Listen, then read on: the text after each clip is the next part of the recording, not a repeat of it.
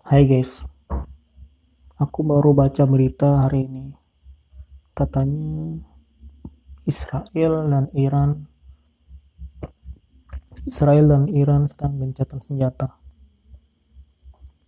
Begitupun juga Amerika.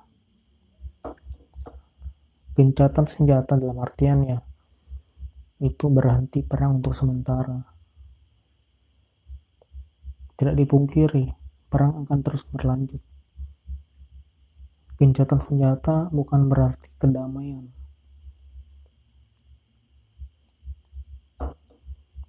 Selama ada yang namanya kebencian, selama masih ada senjata, perang kemungkinan akan terus berlanjut. Dan itu semua tinggal menunggu waktu.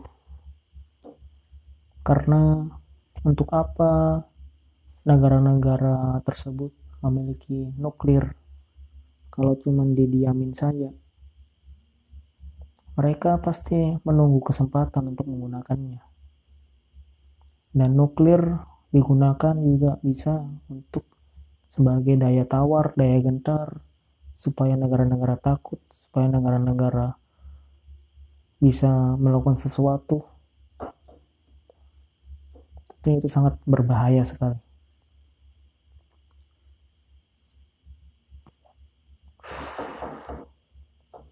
Perang belum berakhir. Perang mungkin masih berlanjut, tinggal menunggu waktu. Dan apa yang saya pelajari dari perang ini, dari konflik yang ada di Timur Tengah, yang dimana banyak sekali umat Islam, umat Muslim di Timur Tengah, tapi mereka terpecah belah, tapi mereka terbagi-bagi, bahkan saking mirisnya mereka terpecah belah, terbagi-bagi, dan mereka saling curiga satu sama lain. Dan lebih buruknya, mereka saling berperang satu sama lain. Yang seharusnya yang diperangi itu ya Israel, yang dimana Israel itu sudah membabi buta. Tanyanya Palestina direbut. Bahkan lebih mirisnya, orang-orang Palestina di Gaza dibantai sama orang-orang Israel ini yang tidak tahu diri, yang semena-mena. Saya tahu kalau Israel itu kuat. Kenapa bisa kuat? Dikarenakan Israel punya daya gentar, punya nuklir. Dan mirisnya negara-negara tetangganya Mesir, Lebanon, Syam, yang di Syam lah, mereka tidak punya nuklir. Karena negara-negara Arab tidak punya nuklir, tidak punya daya gentar, yang cuman punya minyak. Ya, mereka tidak bisa buat apa-apa. Tidak ada power.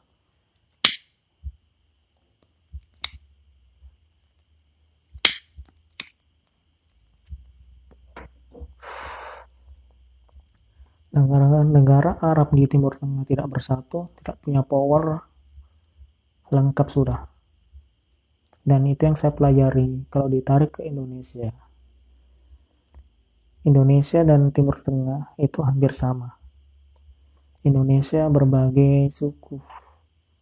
Ada mungkin ribuan suku yang ada di Indonesia. Dan Indonesia kaya akan sumber daya alam. Dan Indonesia tentunya belum punya nuklir. Tapi berita bagusnya baru-baru ini katanya, kalau tidak salah di Kalimantan ditemukan tambang uranium baru. Artinya Indonesia kemungkinan masih bisa membuat senjata nuklir. Yang berita baru-baru ini, Indonesia dengan Rusia kerjasama dalam proyek nuklir. Dan itu berita bagus.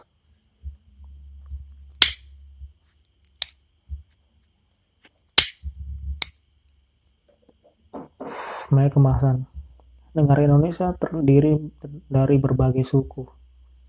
Makanya itu ada pasal ketiga Persatuan Indonesia.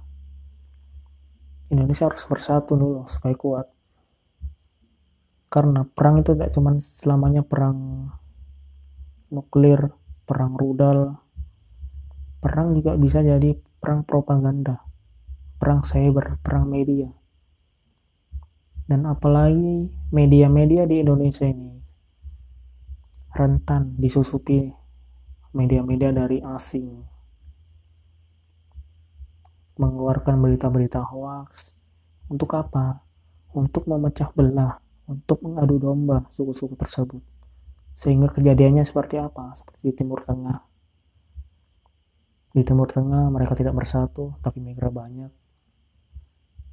Dan mereka saling berperang. Dan tentunya itu sebagai pelajaran juga bagi Indonesia. Jangan sampai kayak di Timur Tengah.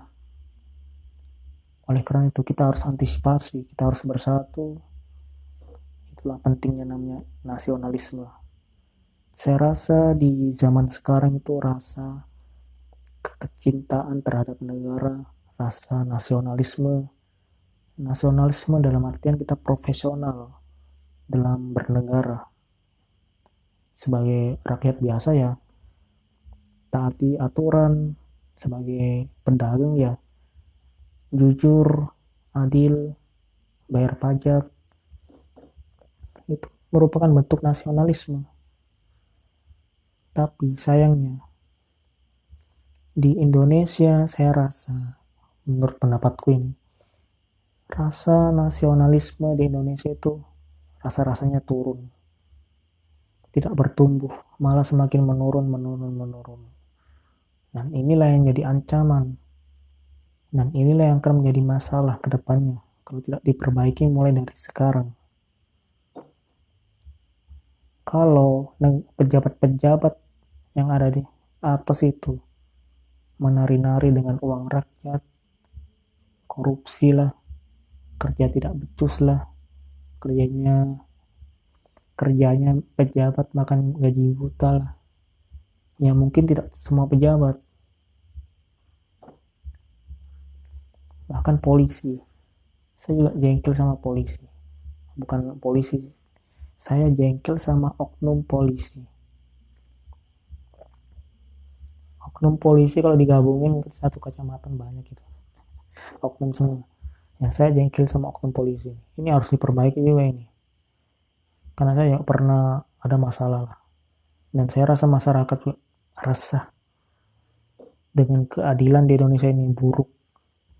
Karena keadilan di Indonesia ini buruk, hukumnya buruk, otomatis moral kita juga turun, rasa kecintaan nasionalisme kita juga turun.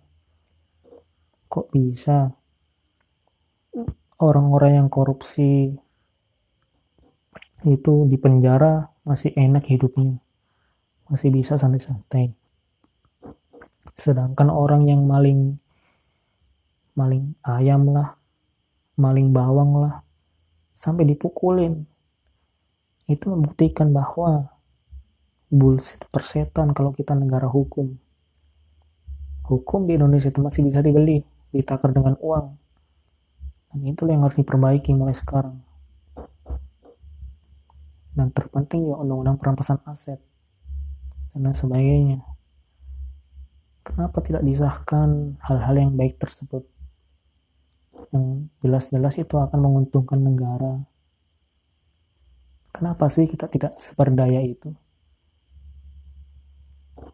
Rentan sekali. Dan tentunya yang paling penting ini perang cyber. Untuk kita harus antisipasi itu. Seperti halnya media-media, kebanyakan kita masih mengadopsi media-media dari luar. Seperti Facebook, TikTok, YouTube, Google, dan sebagainya. Itu masih dari luar dan itu rentan sekali disusupi. Tidak cuma disusupi, bisa jadi itu ada sebuah mata-mata untuk memata-matai negara Indonesia.